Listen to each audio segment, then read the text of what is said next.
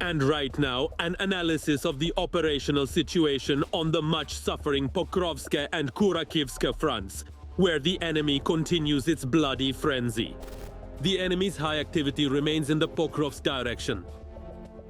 10 times today, clashes of varying intensity began. Near the settlements of Sukaya Balka, Mirolyubivka, Luk, Lisivka, Dachinska, Solona, and Novovasilivka, Ukrainian units repelled 9 attacks. One more battle is ongoing. The enemy carried out an airstrike with a cruise missile on Vodianoye. On the Kurakhove direction near Solnsevka, Starye Terny, Andreevka, Kurakhovo, and Daknoye, 3 assaults were repelled. 5 skirmishes are still ongoing. And right now, exclusive footage on how events are unfolding at the line of contact in the Kurakhove area and on 2 flanks from the city. To the north beyond the Kurakhovske reservoir and to the south at positions on both banks of the Suki Yali River. All of this in a report by TSN war correspondent Yulia Kirienko.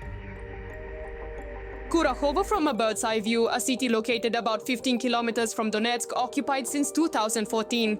Currently, Kurakhove is half occupied by the Russians.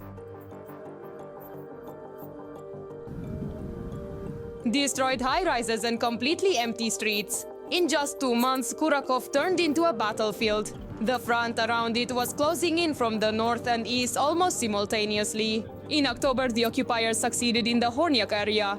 The town is at a dominant height, which opened the road for the Russians all the way to the shores of Kurakhove reservoir, which divides the town.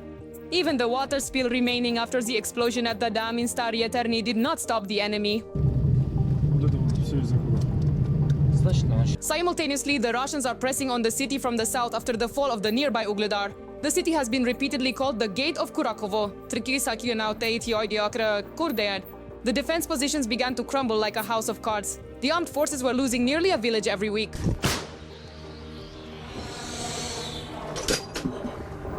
And the Russians continuously assaulted and used those... They used equipment and advanced with infantry in waves. They surrounded them based on the positioning of our units.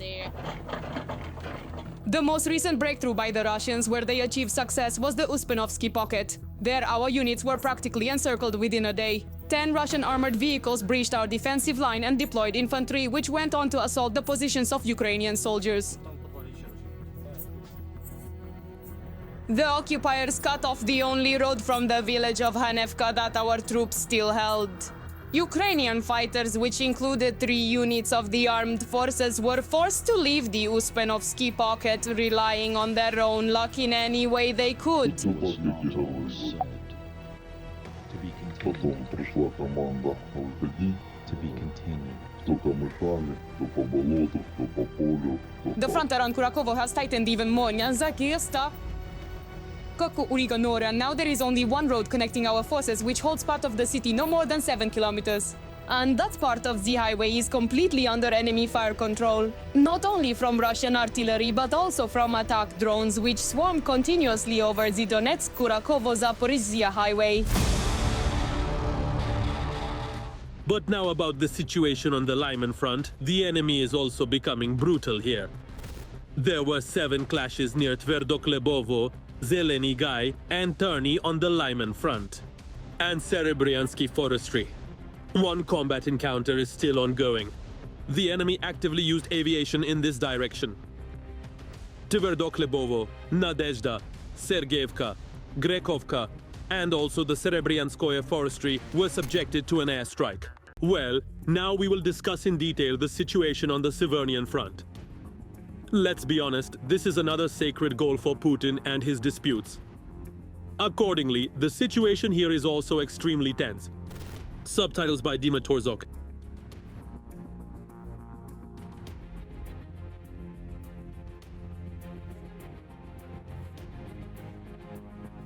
Welcome to our channel.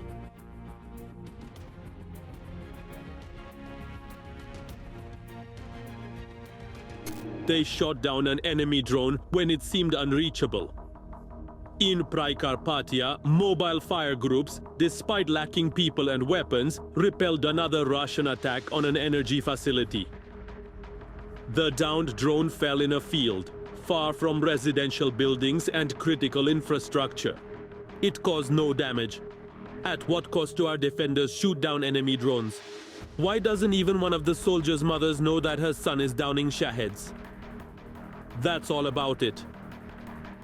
The next story is by TSN correspondent Ala Paz. The night was just like any other night, nothing special. Just another massive attack of enemy drones, the guys say, with energy facilities in the rear targeted. Andrei's mobile fire group was alerted in the middle of the night. The guys moved to their positions, set up, and didn't have to wait long for the drone.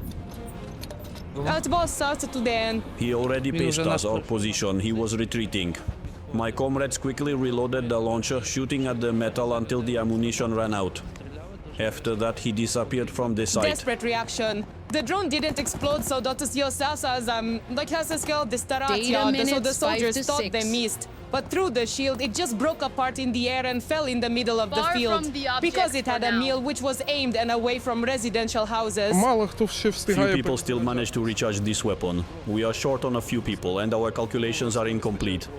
According to the book, we managed with incomplete calculations. There are only 3 of them in the mobile group. 3 in 1 or 2 in 1. Me and the drivers are loaders. Maybe someone is a gunner too. Ruslan joined the army directly from Maidan. He says it was a conscious choice. A former orphanage child, yes, he had the right not to serve. But without hesitation, he went to defend Donbass with the Azov regiment. Now, together with the pilots of the 114th Brigade, they hunt for drones. They are in the sky, he is on the ground, he doesn't hide his face. He says as a member of Azov, he's been a target for the enemy for a long time. He has no relatives, so there's no one to fear for. Azimuth 100, distance 20. Because the commander in Balaklava says he doesn't want to be recognized on the street. Especially astonishes, even his mother doesn't suspect that her son is hunting for Shaheds. Mainly my wife and a couple of close people. My mom, who thinks I am somewhere at a civilian job because she has already been there since the year 2013. The mobile fire teams are critically lacking people and weapons. Although on the eve, not only the energy stability of Ukraine, but also the lives of civilians. The sky in the rear is protected by the guys with an anti-aircraft gun from the 1960s. They compensate for the lack of weapons with their own skills. Between battles that do not rest, they train. It's practically impossible to hit with missiles from it. That would just be luck. But against Shahed drones it works great, especially the reloading guys had to hone their skills to an automatic level because we mostly work at night. It's very dark, you can't see anything, so you have to work extremely fast. Despite everything, this mobile fire group has not only shot down Shaheds but also several missiles. Men who do not agree to bow their heads before the enemy are called upon, side by side, to defend the sky over their homes. Well, now for the Vremivka direction of the front. The Russian world continues to destroy, kill and maim here as well. On the Vremivka direction, the aggressor attacked 10 times in the areas of Uspenivka, Konstantinopil, Blahodatne, Neskukne and Novodarivka. Currently, 3 attacks have been repelled and 7 are ongoing. Enemy aircraft struck with gliding bombs on Novodarivka, Timirivka and Zeleny Pol. Well, on the southern borders of our country, Ukrainian defenders monitor the enemy 24/7, repel attacks, and prevent sabotage groups from breaking through the line of combat engagement. First and foremost, drones help with this, of course. How exactly this happens will be told and shown by our colleagues from the Breeze Broadcasting Company. The hum of drones is always heard in the sky here. Our defenders are constantly conducting reconnaissance and preventing the enemy from approaching positions.